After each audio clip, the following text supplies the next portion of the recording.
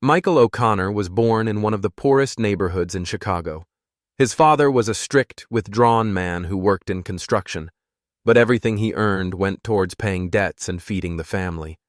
His mother, on the other hand, was soft and caring, but her love couldn't shield them from the poverty they lived in. Michael always knew he wanted a different life. He saw people who didn't have to work physically, but their lives were full of success and happiness. He wanted to be like them. He dreamed of a career in business, a big apartment, and a better education that would allow him to change his fate. After finishing high school, Michael went to university and studied economics. But like many graduates, his dreams of career advancement quickly collided with reality.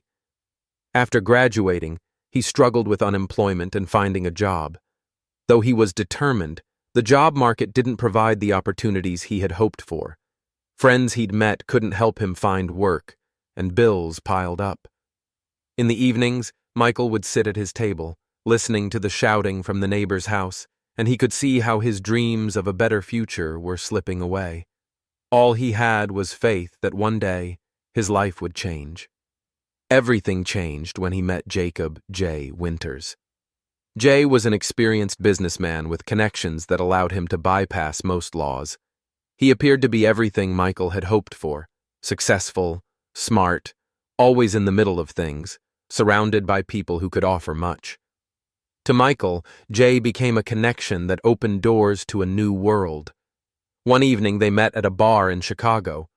Jay was sitting at a table, surrounded by colleagues who were clearly not your average crowd. Michael watched them, and when Jay noticed his gaze, he invited him over. "You look like you want to talk, Michael." "What are you looking for?" Jay asked, shrugging. Michael hesitated for a moment, but then decided to take the leap. "I want to get out of this neighborhood. Not just leave, but start something new, something normal, but I need money and the right connections." Jay smiled, clapping him on the shoulder. "You've come to the right place. I've got deals that could interest you." At first, Michael didn't understand what Jay meant, but he decided to try. That evening, they arranged to meet again, and Jay offered him a place in his business. Not the kind of business Michael had dreamed of, the corporate world and honest dealings.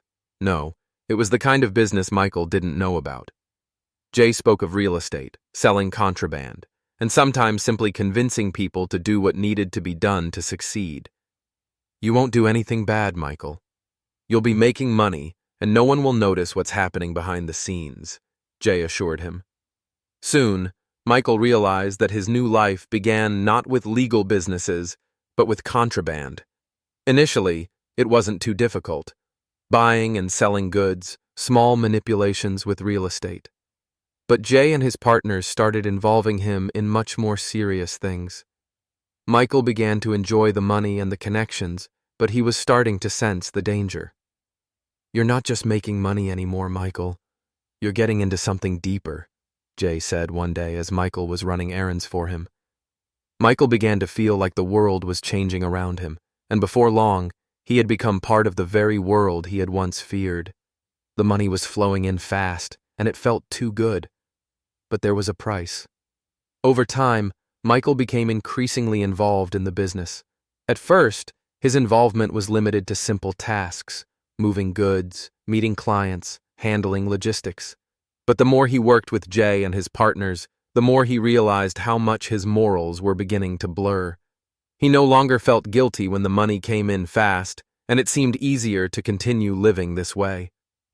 Michael bought a new car, a downtown apartment, and Laura, his wife, started enjoying the comfort that came with it.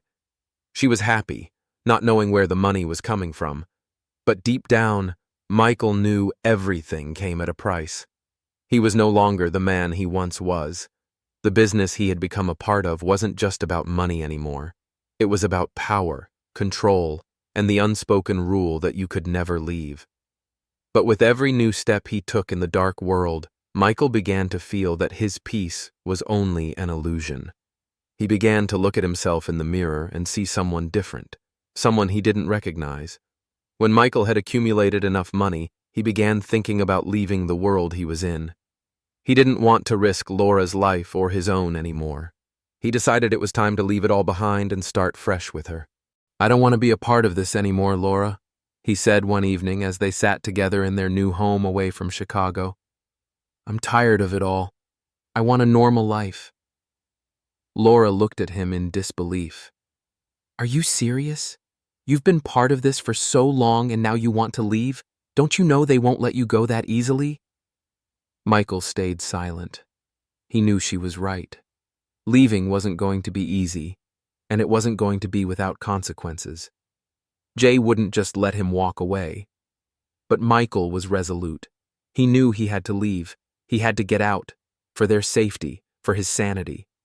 He decided to talk to Jay and tell him he was done. "I can't keep doing this," Michael said, his voice steady, but filled with a sense of finality. "I'm leaving." Jay didn't react the way Michael had hoped. Instead, he looked at him with cold amusement. "You think you can just leave?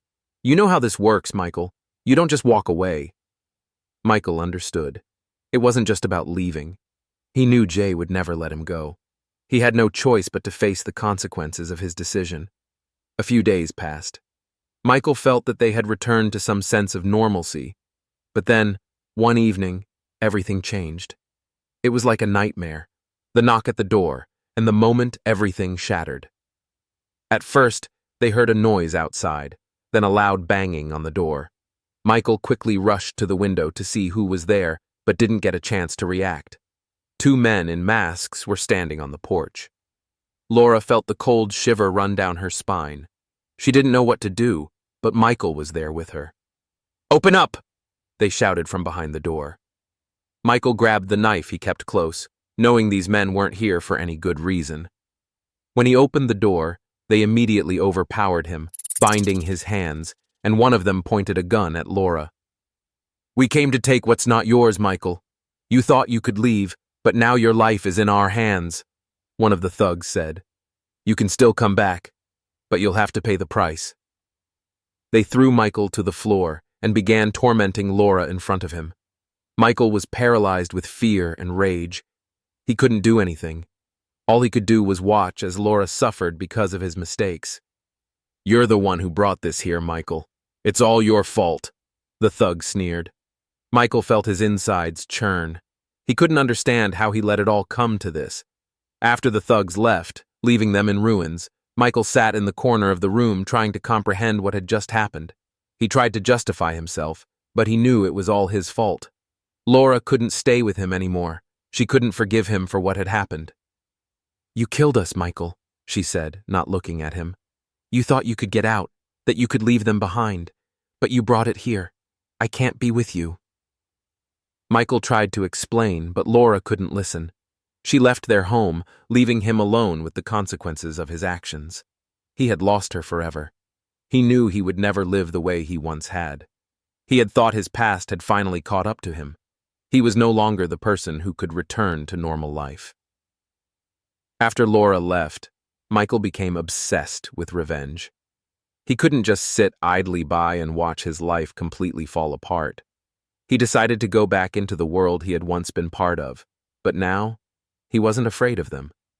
He knew this was his only option. He returned to the gang, knowing that it was the only place where he might still have a chance. But he wasn't the same person he once was. He wasn't scared anymore. He knew that his life now depended on one thing: revenge and the chance to fix his mistakes. He started to manipulate, build plans, and create chaos within the group, knowing that one day he would find a way to fix it all. Eventually, Michael became an insider in the gang, but his actions were carefully calculated. He manipulated, misinformed, and used his knowledge of the gang's inner workings. But his ultimate goal was not to help them, but to deceive them and climb higher. He gathered evidence, revealed a traitor in the gang, and used this as leverage. Soon, things began to change, and everything led to the final confrontation where Michael faced those who believed he had betrayed them.